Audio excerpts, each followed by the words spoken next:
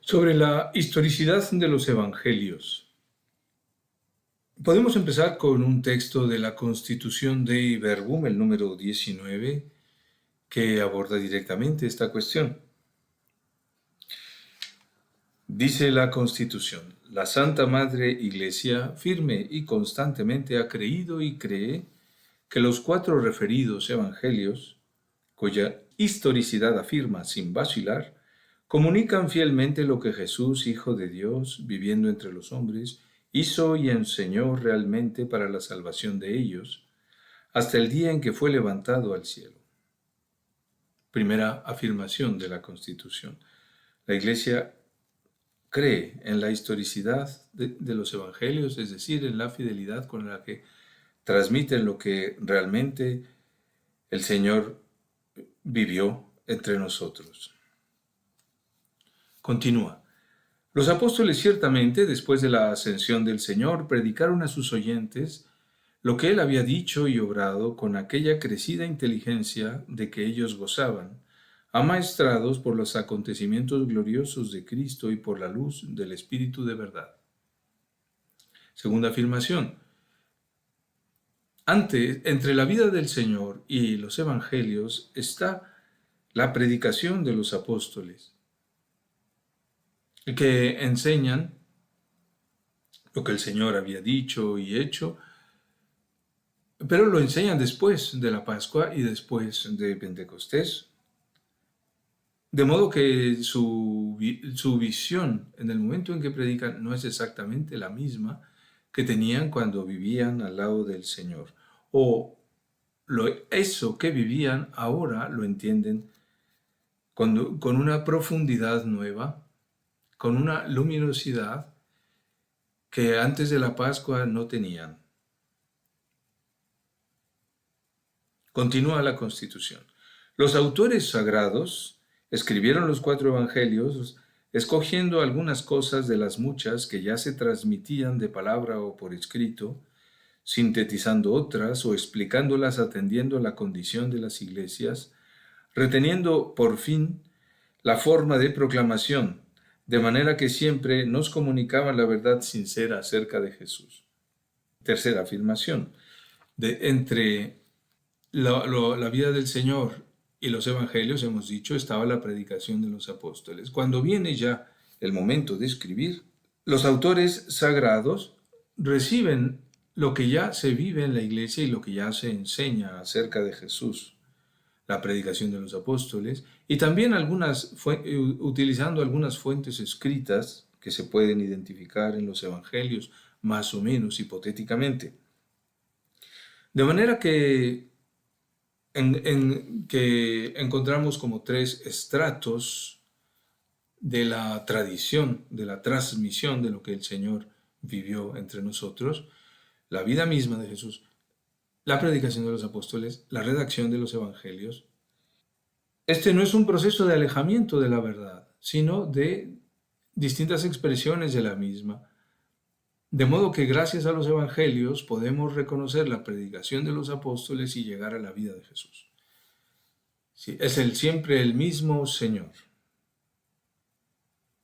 Pensar que porque para estas 3 etapas se necesita tiempo, que por eso la verdad histórica se va perdiendo, va quedando como atrás y va siendo sustituida primero por la predicación de los apóstoles, después por la redacción de los evangelios.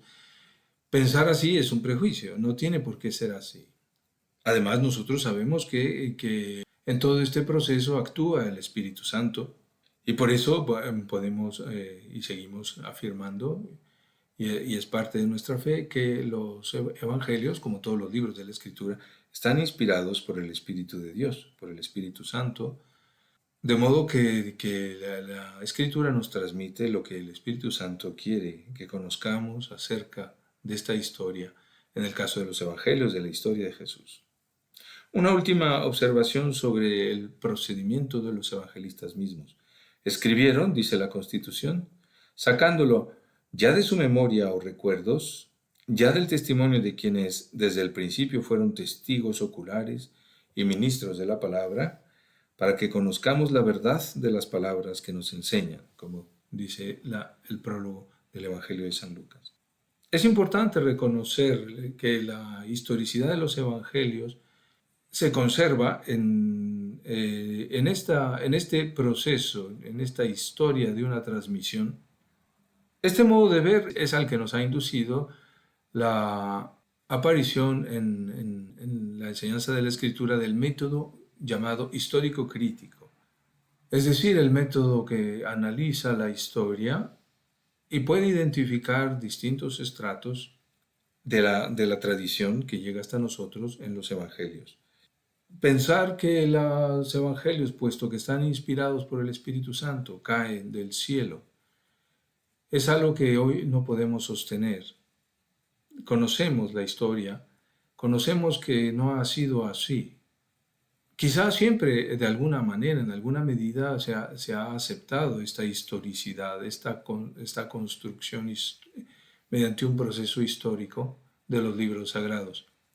Pero ahora tenemos más conciencia de ello. Es verdad que la introducción del método histórico crítico en la Iglesia tuvo su polémica, no fue tan pacífica como hubiéramos deseado. Si algunos temían mucho que la introducción de este método nos llevara a un historicismo relativista, es decir, que tengamos que distinguir entre los evangelios y la verdad histórica de Jesús. Y así se creó la famosa división entre el Jesús de la historia y el Cristo de los evangelios o el Cristo de la fe. Propiamente, esto no se da así. Y aunque pueda tener alguna justificación el uso de estas denominaciones, el Jesús de los evangelios y el Cristo de la fe, aunque realmente nunca se dan por separado, o no tienen por qué darse por separado. Terminaría la misma expresión, el Jesús histórico, termina siendo una abstracción y a veces muy arbitraria. Realmente conocemos al Señor Jesús por el testimonio de la Iglesia, que es este testimonio, el de la predicación apostólica, el de la redacción de los evangelios, pero siempre centrados en su persona. Historia y fe están unidos. Nos dan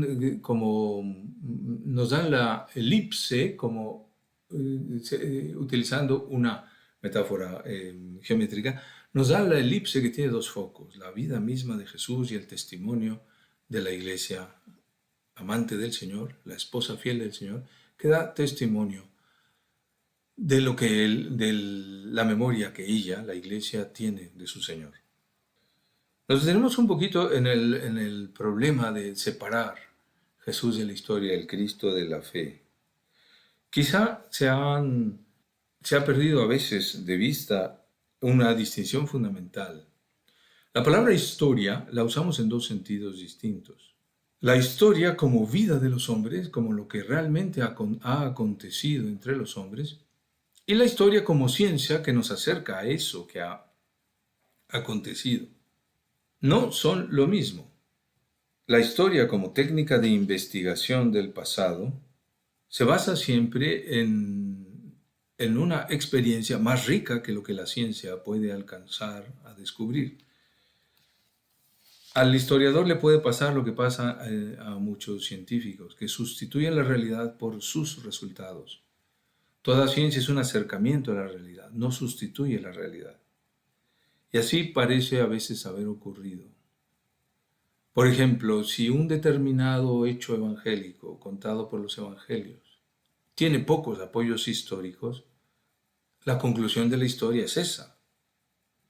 No hay muchos testimonios sobre la visita de los magos de Oriente al niño Jesús en Belén. No hay más que el testimonio del Evangelio de San Mateo. Concluir de esta falta de testimonios históricos que el hecho no aconteció es un abuso, no es científico. La conclusión científica es simplemente no hay más apoyos que el Evangelio de San Mateo, que los Evangelios de la infancia de Mateo. podría descubrirse, Papa Benedicto XVI alude a algún descubrimiento arqueológico que podría apoyar la historia de Mateo. Pero bueno, la ciencia histórica no es la historia, no es lo que realmente sucedió. Y la fe cristiana tiene un acceso a la historia del Señor que no es estrictamente científico, que no es estrictamente el que puede hacer el que pueden ofrecernos las técnicas de investigación histórica. Si no, solo podrían leer la Biblia los historiadores y solo ellos sabrían lo que contiene. Nos detenemos un momento en un libro que trató de esto en 1904, un libro de Maurice Blondel, el libro Historia y Dogma, precisamente. El gran filósofo católico Maurice Blondel enfrentaba ya esta dificultad de algunos que no querían el método histórico crítico porque parecía peligroso a la fe, y otros que, apoyados en el método histórico crítico, separaban la historia de Jesús y el dogma cristiano sobre Jesús. En su libro, Blondel expresa la peculiarísima posición de la revelación cristiana y de la fe que nos pide. Sí, la Biblia contiene una referencia a la historia que es única, porque nosotros creemos que la verdad absoluta y eterna de Dios está en la historia de la salvación. O sea, nuestra fe toca la historia real, apoyada más o menos, apoyada mucho o poco o nada en técnicas de investigación histórica. Para Blondel, la oposición entre historia de Jesús y dogma sobre Jesús, o más ampliamente, historia bíblica y dogma cristiano sobre la salvación, es una oposición injustificable tanto desde un punto de vista como desde el otro, desde el punto de vista de la historia y desde el punto de vista del dogma. Era ciertamente un prejuicio de la ilustración de esa época, de la cultura europea del siglo XVIII fundamentalmente. Era una especie de convicción dogmática que en la historia no hay ninguna verdad definitiva. Nosotros creemos lo contrario. En la historia está la verdad absoluta de Dios, particularmente en la historia de nuestro Señor Jesucristo. En fin, Blondel nos invita a no tener miedo ni de la investigación histórica, ni del conocimiento dogmático, de los misterios de Dios, de los misterios que nos transmiten la Escritura. No tenemos que optar entre historia y dogma. Blondel desarrolla eso que decíamos antes, la distinción entre historia como vida real e historia como ciencia que investiga la vida real. Dice él, la historia real, refiriéndose en general a la historia, no solo a la historia evangélica, pero también a ella. La historia real está hecha de vidas humanas y la vida es metafísica en acto. O sea, la vida de los hombres contiene una profundidad inmensa que la ciencia histórica no puede agotar. Lo sabemos bien, lo que vivimos puede tener una hondura inexpresable en documentos históricos. Por ejemplo, si un niño nace, se pone eso en un documento, una partida de nacimiento, un acta de nacimiento. Pero el evento del nacimiento es tan hondo que por más documentos que se hagan al respecto, no se puede alcanzar. Esto significa que la vida humana es metafísica en acto. En cambio, la historia como ciencia o como técnica y crítica de los testimonios acerca de un hecho, no es la historia real, es un acercamiento a la historia real. Entre estas dos historias, la vida real y la investigación de ella, entre una historia que es ciencia y una historia que es vida, hay un abismo, hay que reconocerlo. Como en toda ciencia, el científico, en este caso el historiador, tiene que reconocer que lo que estudia es más grande de lo que él puede alcanzar a investigar y a expresar. Así pues, sería un abuso, se suele llamar historicismo, pretender que los resultados de la investigación histórica son la historia misma. Pretender esto sería ciertamente un prejuicio filosófico que nace normalmente del escepticismo sobre el significado de la vida humana, y por eso la historia tiene la última palabra sobre lo que sucedió. Pero en fin, sería una abstracción llamar historia real a los resultados de la investigación histórica, sin tomar en cuenta que existe una profundidad mayor en la historia como vida que en la historia como ciencia.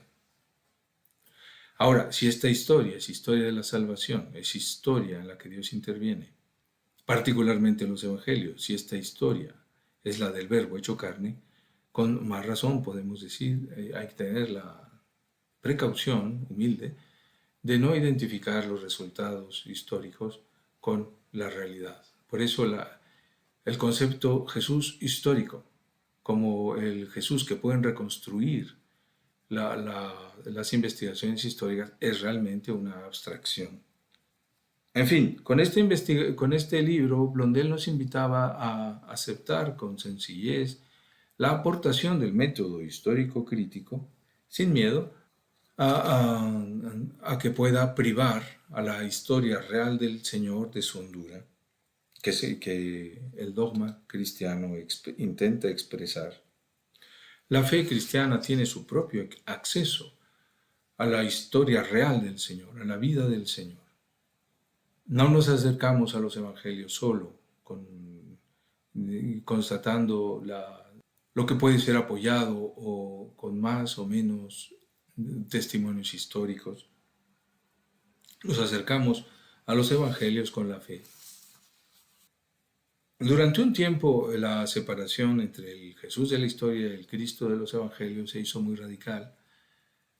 Con el tiempo, en la historia del exégesis se moderó esta separación y se empezaron a buscar criterios que se llaman criterios de historicidad que ayudaran a penetrar también desde el punto de vista de la investigación histórica en los evangelios.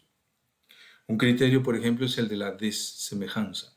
Aquello que hay en los evangelios, que es muy novedoso, que no se puede explicar ni por la tradición judía, ni por la intervención de alguna otra fuente cultural de la época, que no es ni judío, un relato que no nace del judaísmo ni nace del helenismo, ¿no?, que era la cultura dominante en la época, pues tiene probabilidades de ser histórico. Otro criterio es de la tradición múltiple. Si un evento aparece en más evangelios o de ello se encuentra algún testimonio extrabíblico o en las cartas de San Pablo o en otro lugar del Nuevo Testamento, pues entonces este criterio de tradición múltiple, esta multiplicidad de fuentes que hablan de lo mismo, apoyaría la historicidad del hecho, no solo desde el punto de vista de la fe, sino también desde el punto de vista de la investigación histórica. Hay otro criterio, le llaman el del corte transversal. Si en esta historia que hemos dividido en 3 etapas, la vida de Jesús, la predicación de los apóstoles y la redacción de los evangelios, se puede identificar un hecho histórico que permanece siempre el mismo en distintas expresiones de los distintos testimonios de toda esta historia, entonces tiene más visos de ser histórico. Estos criterios de historicidad no resuelven nunca por sí solos la cuestión de la historicidad. No llegan sino a una cierta fiabilidad por la que se debe buscar más bien la convergencia de los resultados de estos criterios y someterse al control de un criterio más fuerte, el criterio más hondo, que es en el que se unen tanto los testimonios históricos como la fe eclesial. Este criterio lo llamó Romano Guardini la imagen global de Jesús. En sus libros sobre el Nuevo Testamento, el Señor, la imagen de Jesucristo en el Nuevo Testamento, la imagen de Cristo en los escritos paulinos y joánicos. En estos distintos libros emerge el criterio definitivo. Sobre Jesús tenemos una imagen global, total. No solo tenemos rasgos Esto sería parcializar el testimonio bíblico sobre Jesús. Tenemos una imagen completa, que es la que se transmite en la fe y es la que puede ayudar a verificar los resultados de la investigación histórica. O un modo distinto de acercarse a esta imagen global es el que un exégeta anglicano llamado la impresión de Jesús en los escritos del Nuevo Testamento, o sea, el conjunto del Nuevo Testamento, transmite una impresión que el Señor ha dejado. No solo detalles, sí,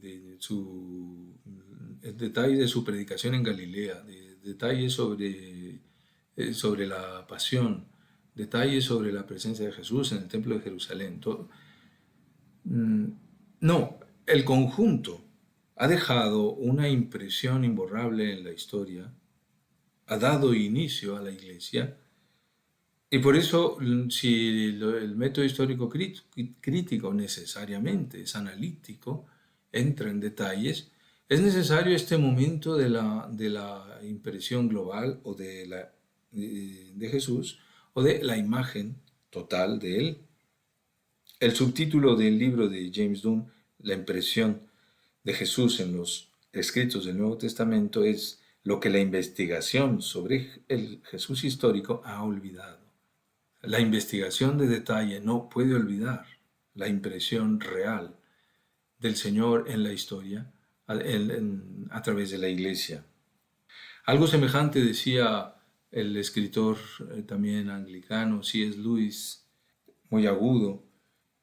Él decía que los historiadores a veces, los exégetas que se dedican a la investigación histórica, a veces leen entre líneas el Nuevo Testamento, pero no leen las líneas. Es decir, son buenos historiadores, pero malos lectores. Precisamente el buen lector es el que recibe la impresión global, la imagen total de Jesús. Bueno, dicho esto de modo un poco polémico, nos centramos más en esta forma total de Cristo como criterio supremo de historicidad. Así lo propone algún exégeta, Heinz Schürmann. Él sostiene que a partir de un análisis particularizado, con la pretensión de llegar a un núcleo histórico seguro, difícilmente se puede buscar una imagen de Jesús que dé como resultado una imagen total. Y por eso hay siempre hay una prioridad.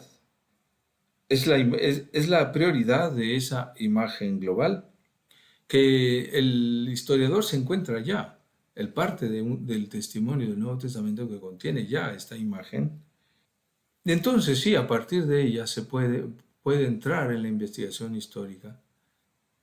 Por eso este exégeta declara que la imagen total de Jesús, o la forma, como prefiere decir él, la forma total de Jesús, es el criterio para dar por ciertos los conocimientos de detalle. Y también para darlos por no seguros cuando es así. Insistiendo más en esta imagen total, la imagen global de Cristo, la forma de Cristo. Una imagen total así requiere ciertamente ser contemplada, pero luego también debe ser comprobada mediante hipótesis de trabajo, el trabajo del historiador. La imagen total se debe dejar verificar siempre de nuevo por los resultados particulares. Por ejemplo, una expresión de la imagen total de Jesús, la que definen los dogmas de la Iglesia desde distintos puntos de vista. Esta se debe dejar verificar por la investigación histórica. Por ejemplo, el Concilio de Nicea dice que el Hijo de Dios es consustancial al Padre. En todo el Nuevo Testamento no aparece esta expresión, consustancialidad. ¿Sí? Algo muy semejante en la carta a los Hebreos. Pero consustancialidad es una palabra de la Iglesia para expresar una realidad bíblica. Se puede decir que la expresión bíblica Jesús, Hijo de Dios, tiene una expresión correcta, una expresión adecuada en el dogma de la consustancialidad del Hijo con el Padre. En fin, pretender poner entre paréntesis la imagen total para investigar históricamente es un prejuicio metodológico, probablemente. Eso no impide que deba haber investigación histórica y que esta investigación histórica arroja resultados importantes para los creyentes. Saber algunas cosas que solo el historiador puede establecer, si se reciben con apertura y con amor a la verdad y con espíritu de fe, pues enriquecen en nuestra fe o facilita el acceso de nuestra inteligencia a la comprensión de los evangelios. En fin, el reencuentro con la forma total del misterio de Jesucristo abre la certeza limitada de las técnicas de investigación a la certeza que invita a la fe y a la oración, por la vía de convergencia de los indicios en una forma única de Jesús de Nazaret. En efecto, la verdadera cuestión bíblica que plantea la exégesis crítica no es tanto qué es lo que es histórico y qué es lo que no lo es, sino cómo puede la Biblia, cómo pueden los evangelios soportar o contener la revelación de Dios en Jesucristo. Es un arte que supera el arte humano. La elaboración de los testimonios evangélicos sobre Jesús para ofrecernos la forma total de Jesús es un arte que escapa a todos los hombres. Reconocemos aquí la inspiración del Espíritu Santo que puede hacer converger tantos indicios históricos, textuales, en la forma única de Jesús. Él es la única palabra divina. Él es la palabra eterna del Padre, y es idénticamente personal en Jesús de Nazaret. En la vida de Jesús, en la vida concreta del Señor, en cada uno de los episodios de su vida, se expresa la única palabra del Padre. Esto gracias al Espíritu Divino, cuya inspiración acompaña todo el proceso de la tradición, desde la vida del Señor a la redacción de los evangelios, pasando por el testimonio oral y eclesial. Por eso la exégesis crítica se une a todo conocimiento de Jesús en la forma total de Jesucristo como revelación del Padre, como revelación de Dios. Sí, se puede decir que Jesucristo es la forma de la revelación y el fondo de la revelación es la Santísima Trinidad, de donde el Jesucristo nuestro Señor ha venido para poner entre nosotros el testimonio de la verdad absoluta de Dios, el testimonio del amor absoluto de Dios, en el amor absoluto que Dios es, el amor absoluto con el que Él nos ha creado y nos ofrece la salvación.